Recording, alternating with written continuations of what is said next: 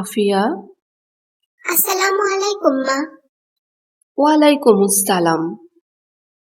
তোমার কাছে আমার কিছু প্রশ্ন আছে। আমি প্রস্তুত মা। বারাকাল্লাহ, মনোযোগ দিয়ে শোনো। আমাদের রব কে?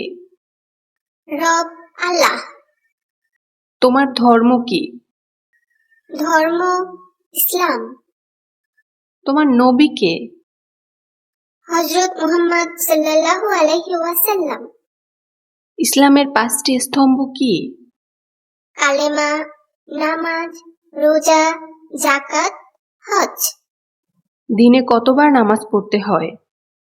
5 বার। একদিনে 5 ওয়াক্ত নামাজ কি কি? ফজর, জোহর, আসর, মাগরিব, ইশা। মাশাআল্লাহ।